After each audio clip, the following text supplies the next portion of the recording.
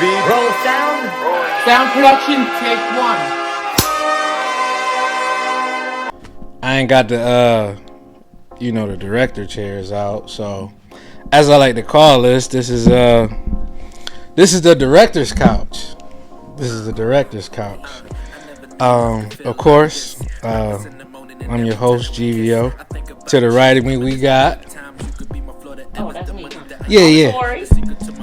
And I'm Sherry. And then go ahead and introduce yourself.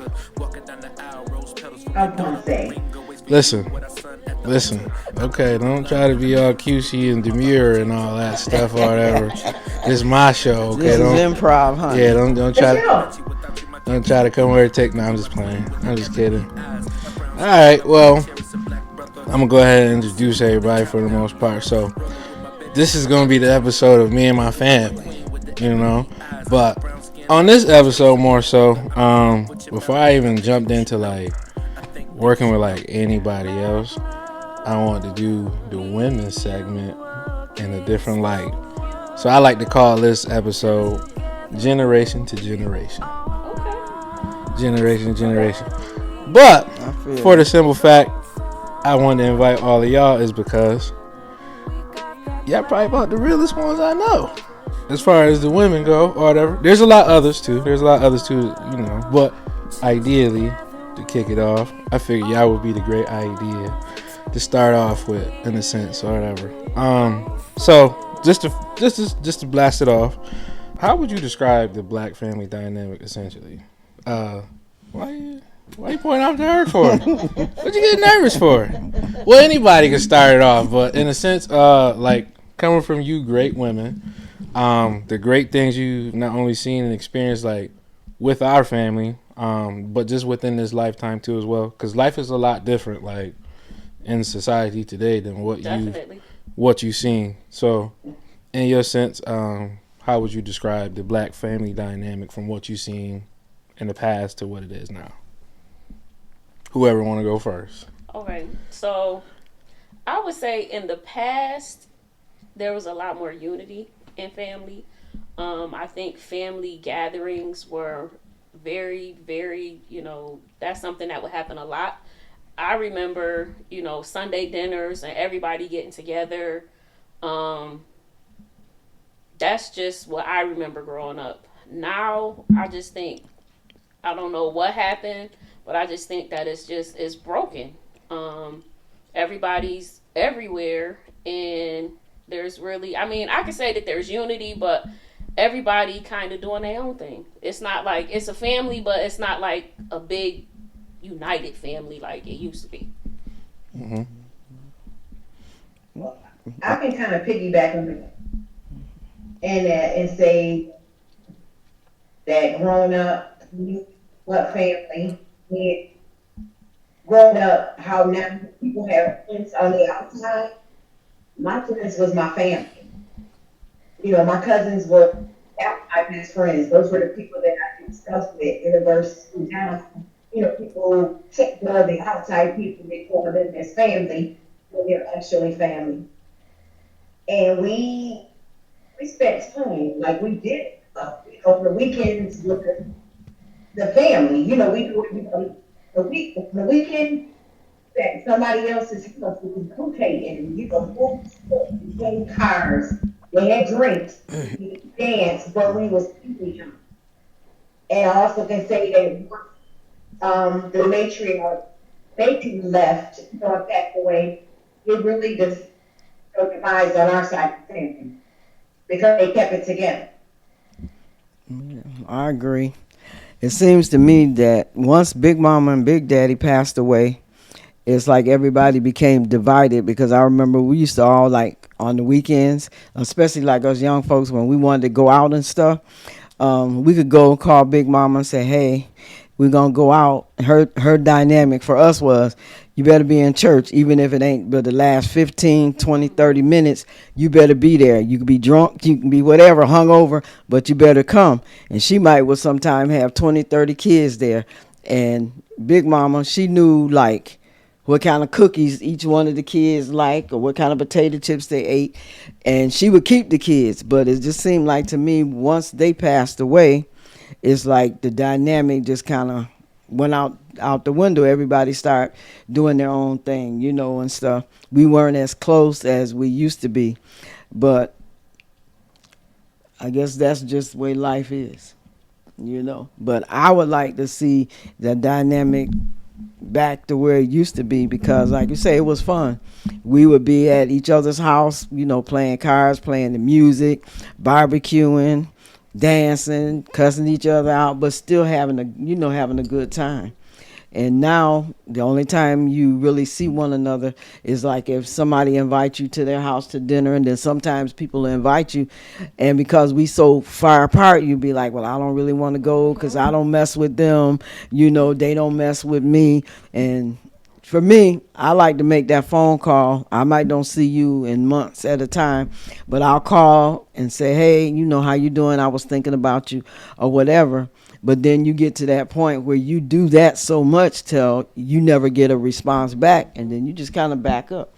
And I don't think it's because nobody cares or they don't love you. It's just everybody's got their own lives, so they doing their own thing.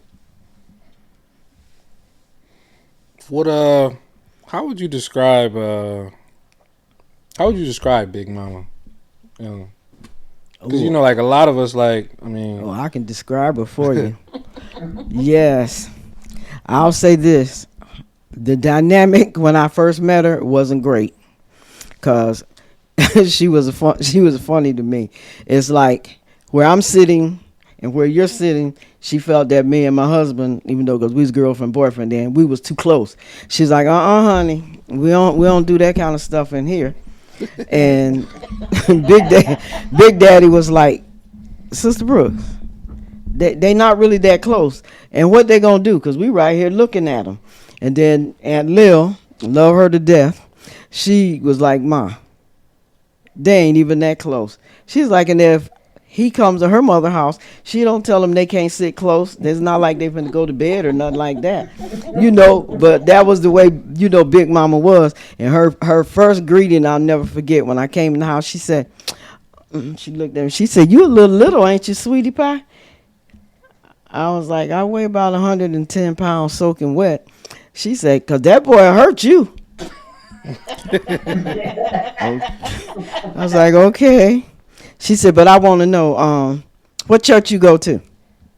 What church your mama go to? So Aunt Lil was like, Ma, you don't have to know all of that. That's going to be his girlfriend, not yours. She said, well, let's get one thing straight. When you come here, it ain't no sitting close. You ain't allowed in his room.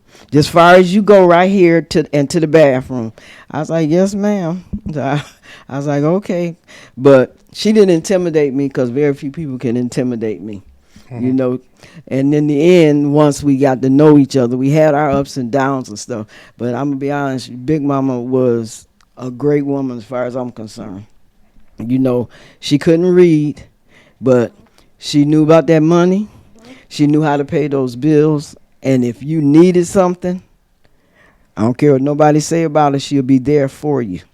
She'll always go down in there. She'll tell me, I ain't got no money. Then she'll go down in that little bosom, and then she'll give it to you. But she'll say, but I borrowed this from Sweet Boy. So, make sure you're going to pay it back. But we always knew it was her money.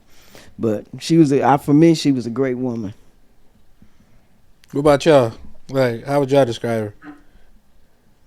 I guess I can describe her as she was an amazing lady. Mm-hmm. Just as I said, she didn't know how to read or any of that stuff, but she knew how to have a you and how to respond you, and I'm saying, how to get you that pledge. And she meant what she said, and she said what she meant. Yeah. She didn't play no game. It matter who it was, sweetie pie. He would say that to him. Sweetie pie, as if to say, we have to do that. She protected her family by any means necessary. And she loved hard. Mm-hmm. Hard. And I mean, even still, she taught me how to be a lady with my own mind. Address the nice, saying that in the way that it was set. she made every day this interview. You don't come out looking crazy. You always keep that thing together. I remember her wearing heels until she couldn't walk around anymore. Mm-hmm. Her slippers was high heels. Her nightgown was fancy. Yes. Her church attire was fancy. So, that's what I'm looking for. And she knew it. And don't forget, Kwani, she used to protect you in Yvette, so y'all couldn't get y'all's butt whooped. Okay.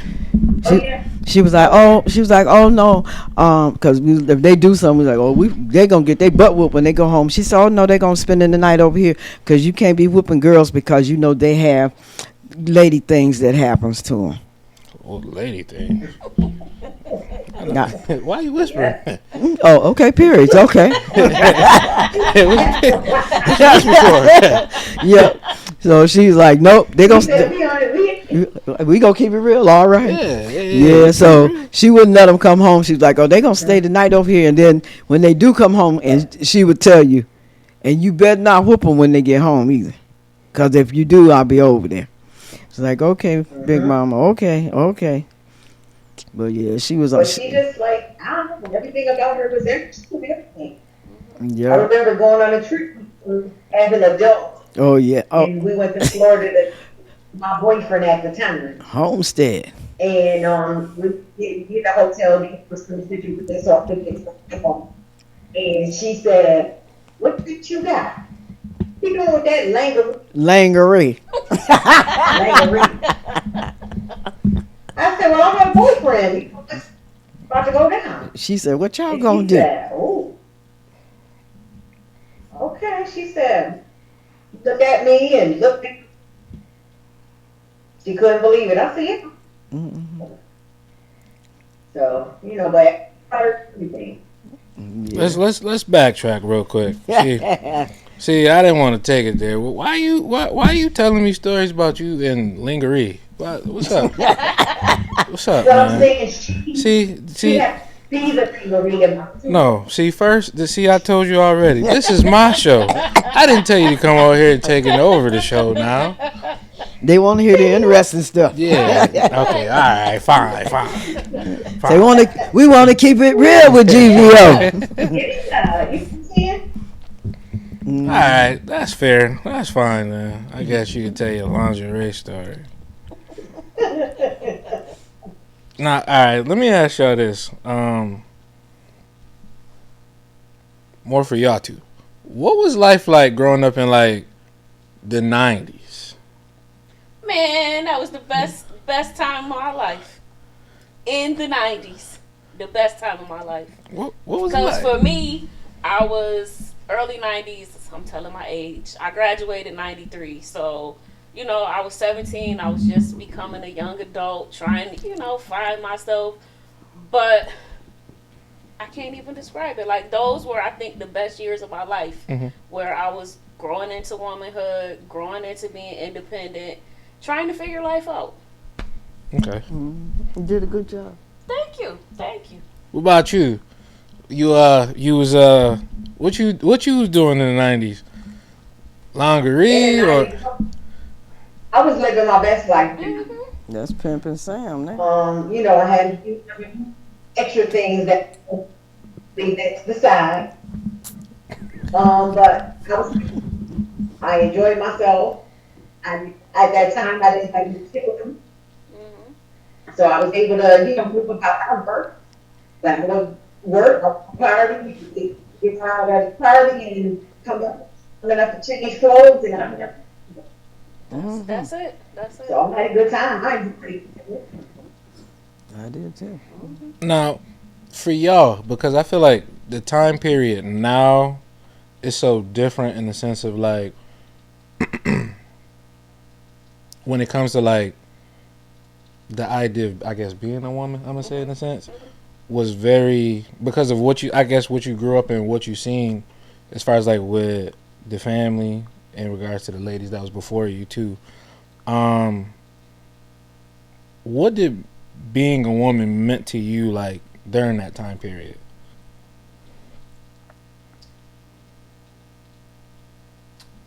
I'm trying to think. chime in too if you want to, give your idea, your opinion as well. You know. I guess for me, and it was an opportunity to grow into what I've become now. I made a lot of mistakes, did a lot of things that I should have done, because I had examples, but I wanted to create my own narrative. I never been a person that's a follower. I never was in my own lane. I never tried to do what I did.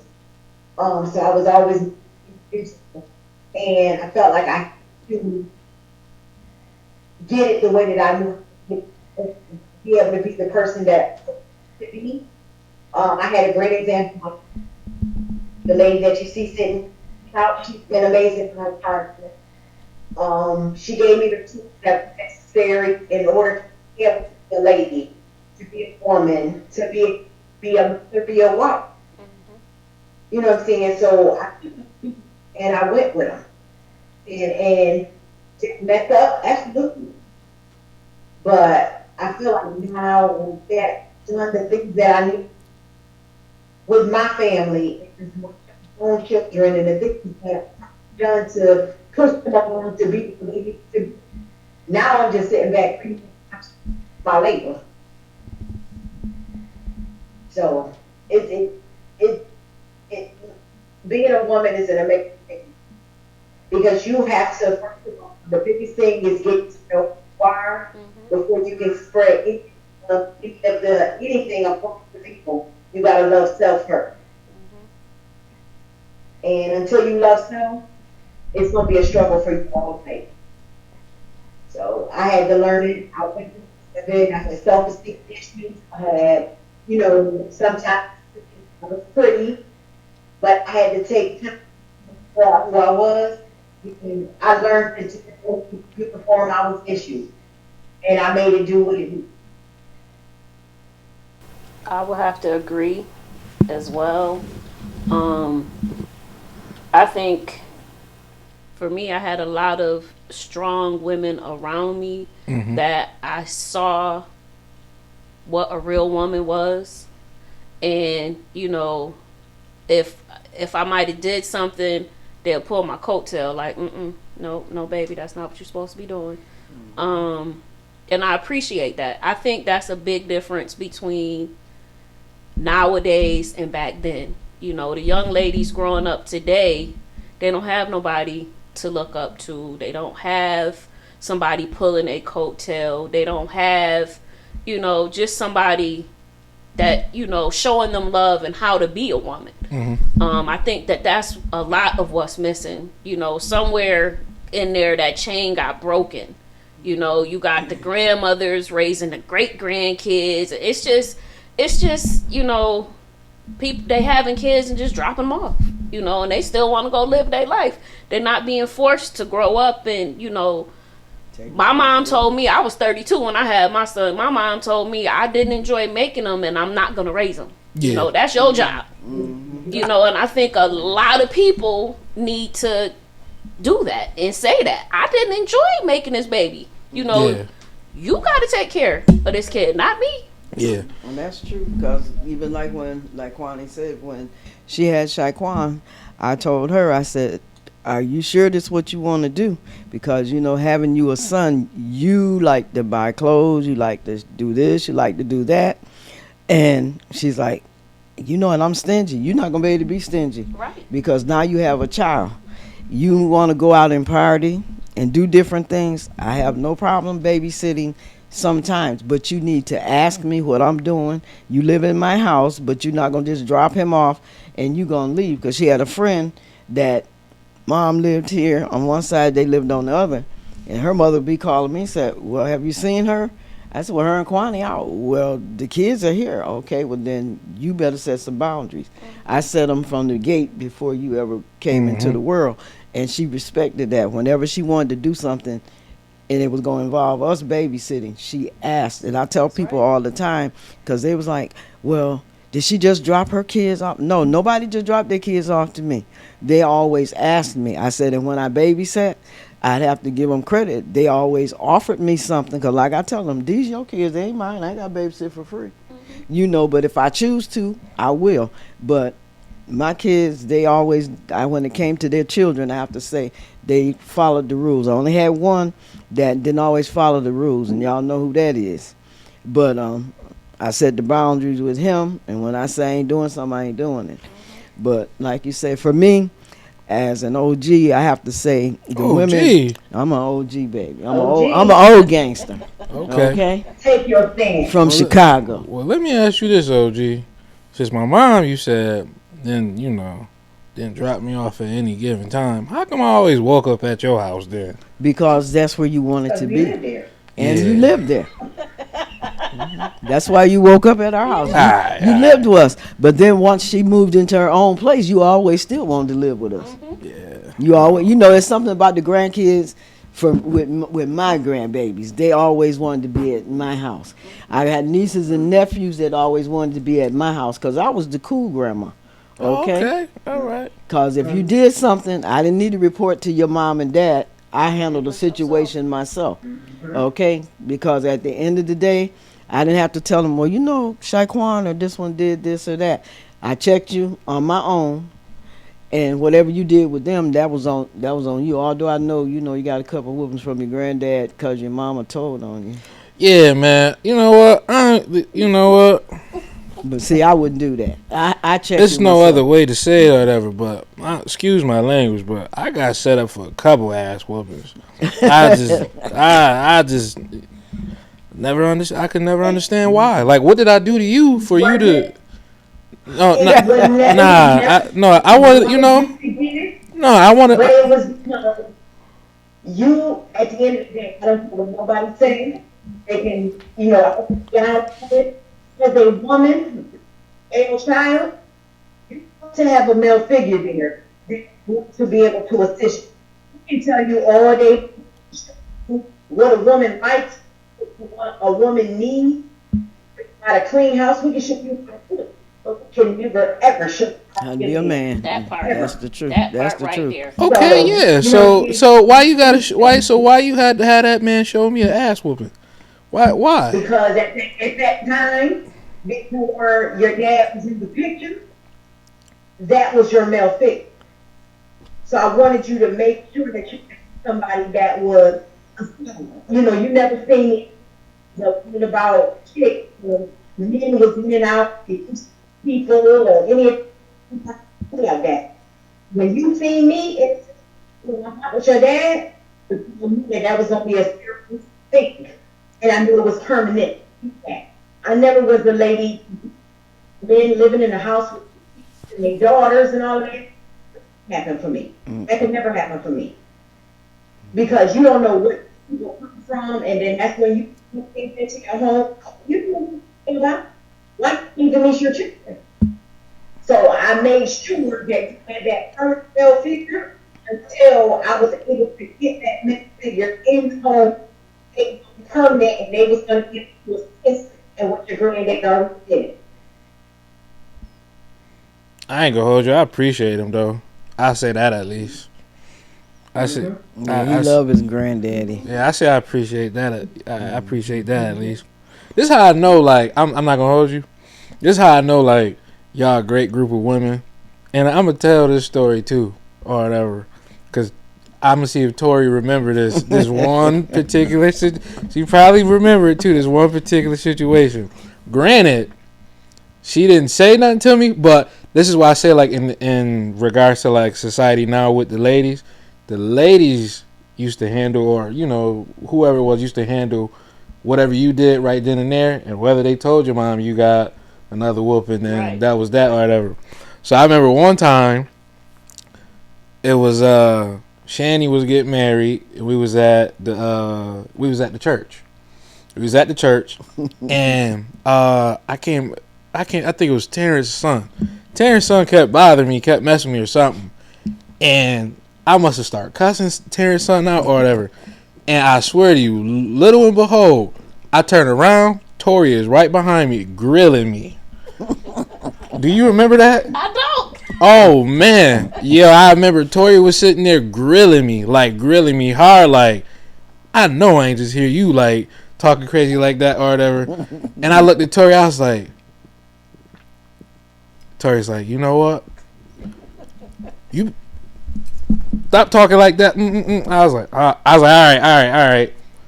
I don't know if it ever got to my mom, but the fact that like that's why I'm like, Never knew. it's so different. Like with the ladies, y'all just took care of things or whatever right then and there because y'all were a village. Yeah. In a sense, y'all were a village. And that's the way it's supposed to be. Like even like with me and Tori, there's things Tori and I talk about. Her mother will never know anything about. Mm-hmm. No. When you have your village like that, there's been times where you can hear I was in my feelings and out of the blue, a message. And just to encourage me, she didn't know nothing going on with me. But she just said that out of the blue. So, she was thinking with me, and you know what I'm saying? And that's, like, get yourself together. Like, she knew nothing. But that encouraged me. Yeah. That's when you know you have a village. Yeah, and it's funny though that you say that because it's a lot of times, like you say, out of the blue, somebody will send you a nice little text message, especially when you really going through and you down and out, and they just don't know how much that particular message means to you. Like you say, they don't really know what's going on, but it's like I said the Lord sends it to you because he knew exactly what you needed at that time, and he know who you needed it from. So that's always a good thing. And for me, I was saying, being an OG, I always, growing up, I just keep it real because some of y'all know, some of you don't. I never had like that great relationship with my mom that I always wanted to have, but I had women like your grandmother, Aunt Carrie, Big Mama, because I could talk to her, Aunt Ernestine and Aunt Betty. Me and Aunt Ernestine was like this. Me and your mom, we still where we always was. So I always had people that was there that had my back, that if something was going on, I could talk to them. And, sometimes you can't tell everybody everything.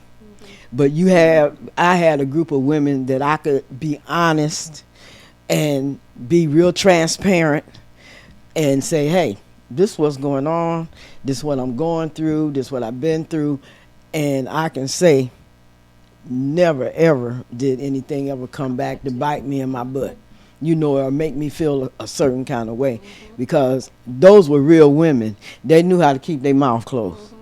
And even though I might have been married to a brother or whatever, sister-in-law, they still knew how to keep their mouth closed. And then they told me some secrets that I kept over the years, because I felt like if they could be that good to me, I could give it back to them, And I miss them because a lot of them, we had a lot of good times. We partied. We did whatever we did together. So you miss that because now you don't have that anymore. You know what I'm saying? All the older ones are gone, except for Aunt Betty's still here. But she ain't gonna do with so much, and me, I think at 74, I'm still a little fly, Okay. I got a little something going on. You got a lot of something going So on. I'm a little different than they are, because, like they always was like, you the baby, but you got a lot of spunk, see, and I take risks, they don't take risks, but I miss them, and I love everybody. At one point, there was a time in my life when I didn't love me, so I have a whole lot of love for a whole lot of other folks. But they helped me get through all of that, and I thank God for that. And I thank God for this young man right here, too, because that's my little confidant. I can talk to him about stuff that I probably never, ever, ever told anybody. Yeah. And probably never And will. I think in essence, when you pay attention to it, I have to say, think that's not plain only. So it's like he feel what I feel. And just out of a text message, you good? Yeah. It's like, yeah, I'm good. And you be like, no, you're not. That's what he do. I'm about to call you today. Yeah, And you know what I'm saying? he wants to know it. Like, when you don't know it, stop holding stuff back. So he definitely hold me down. Yeah, I'm saying I agree with you on that 100% because he do me the same way. Grandma, you good? And I'll be like, I'm good. No, you're not. What's going on? Then I'll break down and tell him, and sometimes, I might don't always want to hear what he got to say, but I have to say you right anyhow. You know what I'm saying? Sometimes you don't want to hear stuff, but because it's the truth, and you don't want to accept that. But I've learned to accept it because the Bible tell you can even get something out of the mouth of a babe, and so I forget you my baby. So I'm still in him a little bit, Kwani. So let me ask you, since you had touched on like as far as like the idea of the mother role, how important is it to you to be a mother? Ooh, let me jump on in. Ooh. Ooh, as a mother, well, it told me that I would never have any children, and I was devastated. That news, and when I found out, wish I cried. I took more than one test. I took it one time because I could not believe it. But I also have to say that when God is ready, it's your turn, He'll make it happen. Amen. And that was the greatest gift that I could ever get. And at first I was scared because I was scared to be somebody's parent because I didn't know what I needed. This was something new for me. And I remember when I brought her from the hospital, he said, Mom was getting ready for a church convention. And I said, where y'all going? She said, oh, church convention. I said, you gonna watch this baby? You? She said, you gonna watch that baby? And I watched him in a little and I looked over at him, but I wouldn't pick him up. And that some time and he woke up and started confront. And I was like, fine, you gonna get it together. Yeah. Because you're gonna have to take care of your baby. Yeah, because I'm gone. And when I picked him up, I never wanted to put him ever. And even as him being a grown, I still want to pick him up and put him down. Mm-hmm. Same thing with my girl.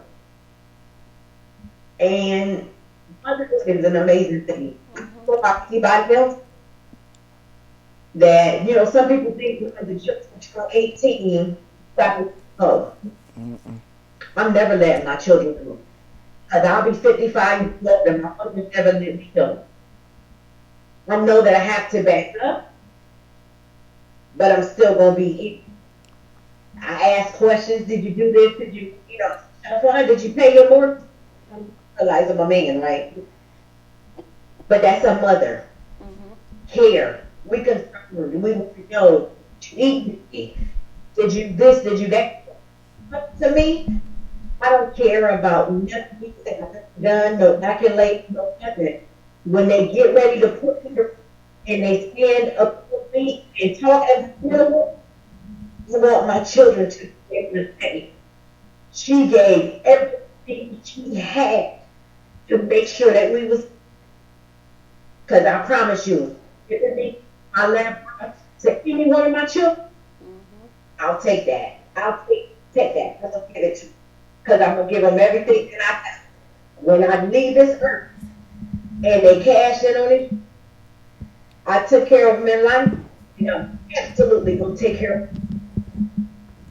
And I mean everything. Kids is everything to me. I wouldn't trade it for the world.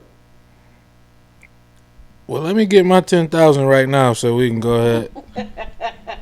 Well, I got to go first to get there. Oh, my fault. All right. I'm just wait. kidding. I'm just kidding. Motherhood for me. Shout out to Matai. Yeah, who sleep? Like Kwani, I honestly didn't think I could have kids. And my doctor didn't believe I was pregnant when I was pregnant. I didn't find out I was pregnant until I was 24 weeks. So I was over halfway. I was 6 months when I found out I was pregnant. So I was all the way in. It wasn't no let me think about it. It was this baby coming sooner than I wanted to come. So, you know, for me, it was a lot of emotions at first because it was like, well, okay, I'm about to be a mother, but this ain't what I asked for. But, you know, just a lot going through my head. And then, you know, when I had him, that's when I was like, you know what, this is the greatest thing in life. Like, this, I can do this. You know, being a mother, I can't even describe it. Like, the love that I have for my child, I can't even describe it. I would give him, if they told me I have to cut half my body off to give it to him, I would cut half my body off to give it to him. You know, it's an amazing thing to watch a life that you created just grow into an adult. You know, he graduated this year, and it's still, I can't believe it. Like, he feel like yesterday. Yeah, like he was just a baby. Like, where did these 17 years go? You know, and then a few months from now, he gonna be in college, and I'm gonna be home by myself. And I'm like, okay, I gotta figure out how to live again because I done lived so many years with him. Now I gotta go back to before him, and I gotta figure that part out. You know, I put a lot of me to the side. I'm not gonna call it a sacrifice because it wasn't. It's what I wanted to do. I put myself to the side so that I can put my attention on him. You know, that was my choice. Okay, well, now he's not leaving the picture, but he's starting to do what I want him to do, which is grow into a young man. I got to go back to finding me again. So, you know, motherhood is just, I can't even describe it, you know, and he's still got many milestones ahead of him, you know, and I can't wait to see, you know, I'm sitting here like, yeah, I can't wait to see what he look like in 10 years and what he gonna be doing in 10 years. Like, I'm his biggest fan, and I tell him that all the time. I am your biggest fan. I am your number one fan. If don't nobody else got your back, I got your back. I'm there for you. Whatever you need, I got you. You know I will, you know, if I gotta work 5 jobs just to make sure you have, then I'm gonna do that. You know, so it's a love that I can't even describe. I don't know. Some days I ask my mom, and I'm like, how, you know, you being my mom, and I'm almost 50, like, how do you do it? And she like, Tori, you gonna always be my baby. And I'm like, wow, I'm 50 years old, but I'm still your baby. Like, it's just you just can't describe it. Can't describe it. What about you, OG? Yeah. Well, for me, I think motherhood was a great thing for me because I always wanted something that was my own. And I think in having my first baby, it was quite an experience for me. I don't know. There's some truths I could tell, but I don't want to do it on a podcast. But for me, having that first baby, for me it was like having a baby doll, but this baby doll was your own that you could keep. It wasn't going to fall apart on you. Wasn't nobody going to take it away. Your mama wasn't going to throw it in the garbage with the other toys she used to throw away. And then after having him, and then meeting your dad, getting married, and then having all the rest of you kids, I just felt like that was the greatest thing in the world for me because I always wanted to be a good mother, but also wanted to be a good wife. You did it. And I wanted to be good to my grandchildren and my great-grands. I think I've done a great job. You have. And I feel like if God came and got me today, he would say, well done. I'm not going to say which way I would go because I can't direct that. But I think that I've done a good job as just being a parent, a grandmother, a great-grandmother, a godmother to my children. And I wouldn't trade it for anything in the world. I had the privilege thank God for your dad to be able to stay home and take care of you kids and not have to send you, really to daycare. So for me, that was great. And I don't know, because I didn't get that type of attention when I was younger, except for my grandmother, my mom's mother. She was always like a mother to me, and I even miss her even today. But like I said, being a mother probably is the best thing that ever happened to me. Having my children. I mean, we had our ups and downs, good days, we had some bad days, but when I think about it, it was great. I wouldn't ask it to be any other way, because I know that everything that we went through, it was in God's plan. And nothing just happens unless He wants it to happen. So I thank God for you guys. And I'm going to love you to the end. Y'all going to all be my babies, whether you the children, the grandchildren, the great-grands, the god babies. Y'all going to be my babies till the end. I'm going to always love you. Okay. Now, let me ask you this now, in a sense. Because for women, and not only just for women, but for you women in particular, from what I have seen across the years, obviously you know you're a woman first. Then obviously you know you're a mother second. But not only that, you combine that together. Now you juggle motherhood, but also you juggle a career too as well, obviously taking care of that. How do you, like, in a sense, I would say, like, I'm gonna say balance that? Because I've seen in different lights, I wouldn't even say it in a sense of like sacrificing, but I would say, like, obviously, like, doing what you have to do in regards to, like, taking care of your family or whatever, in a sense. So how do you, as far as, like, being a woman in a career and juggling motherhood? I do just what your sweatshirt say. Just do it. Because if I have to stop and think about it, it ain't gonna get done. See, that's why I asked, because if I have to, like, if I really have to sit down and be like, oh, I gotta do this, I might overwhelm myself. So I just do it. I just put it on the calendar, look and be like, okay, today I gotta do this, and I keep it moving. That's why I asked that, because just do it. These girls nowadays don't just do it. They just like, damn, I gotta do this. Like they just complain. They trifling.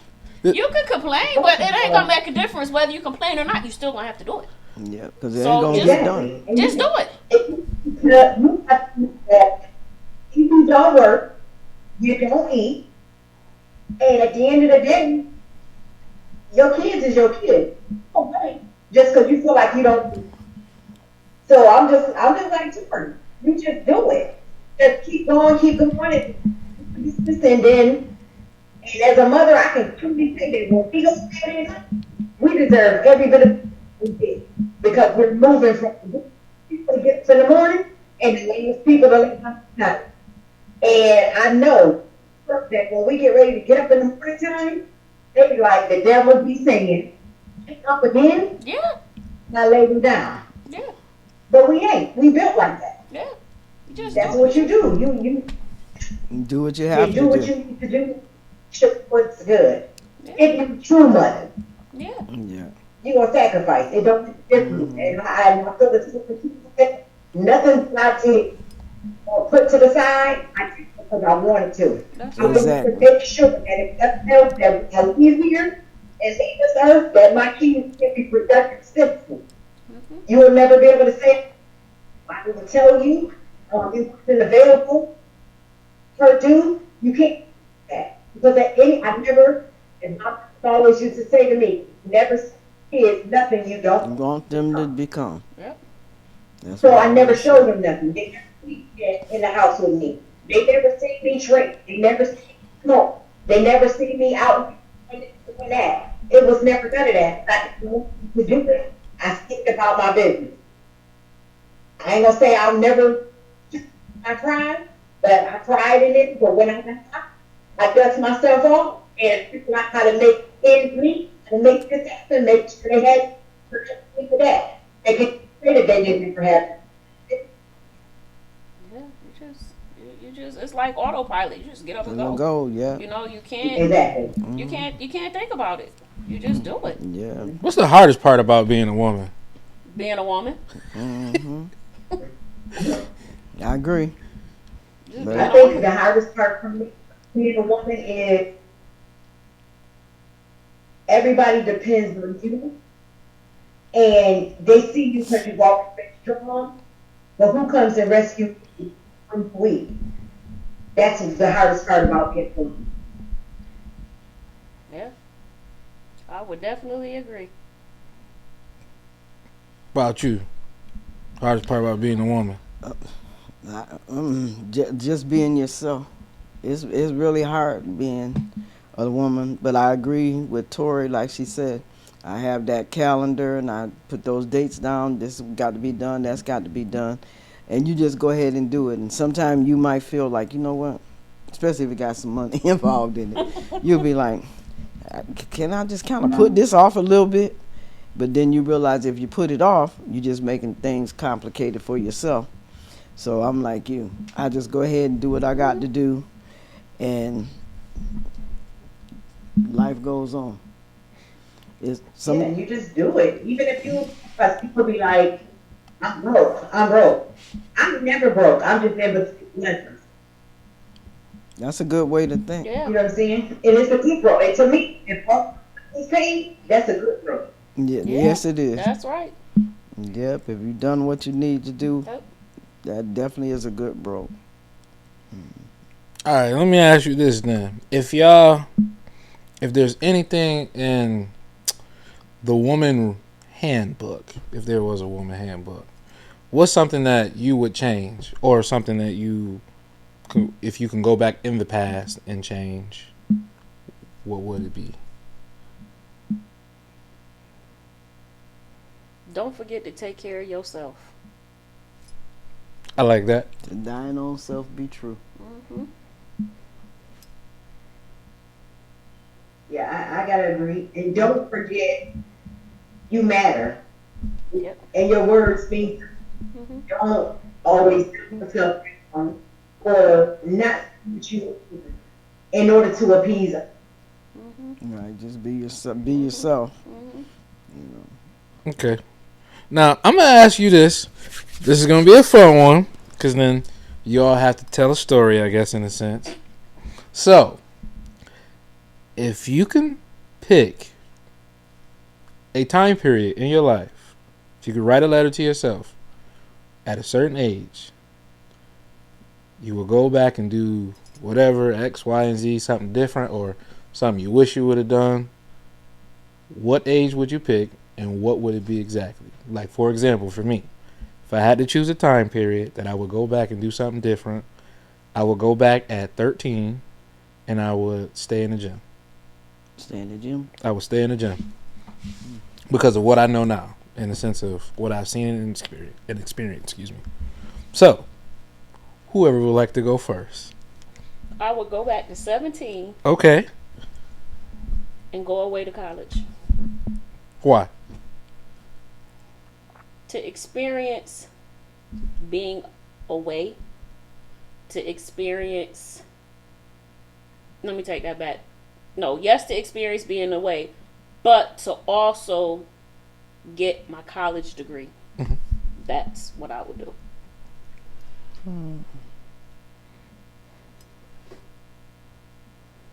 Because I live my life with no regrets. Mm-hmm. I can't think of an age of what I. The only thing I really wish now that I had worked and not always been home as a stay-home mother, and y'all gonna laugh because when it's Social Security time and you ain't worked nowhere. See, I'm finna keep it 100 with y'all. On my level, I don't care if the world see it or whatever, because people need to know that if you don't work, you don't get Social Security. You know, or you don't have a retirement plan. Yes, you can have a husband, and that's fine. Okay, but for me, I would appreciate more having my own, because I worked for it, and in my situation, because I was a stay-at-home mother. When I went to Social Security, they told me I get $236 a month. So that would have meant I've been living with all y'all niggas. Okay? All right. But because I had a husband, he gave me a couple $100 more, which was, I say, was a blessing. But at the end of the day, I think about that all the time. I was like, if you weren't a stay-at-home mother, and I've had good jobs. I worked at the state hospital before.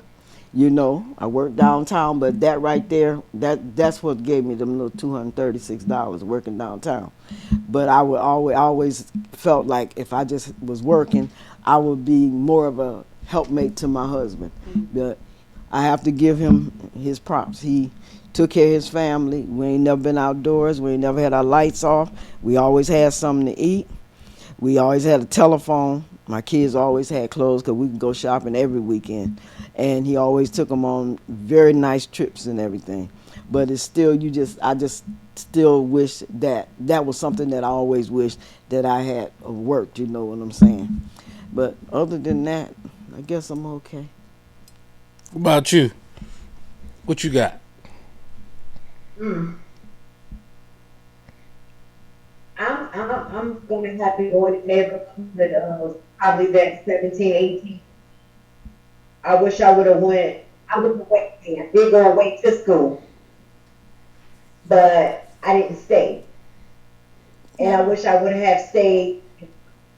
Really wanted to do in order to be able to command her that I serve and be able to do some of the kickback that I get, you know, in certain situations, and having these young people be my supervisors and me.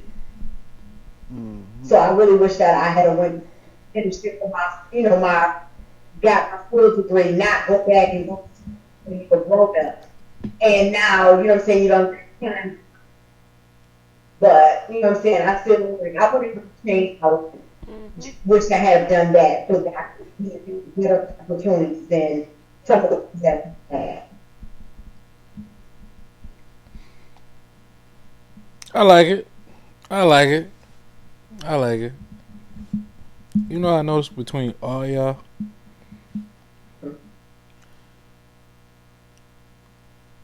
I haven't heard nothing negative from anything y'all spoken on.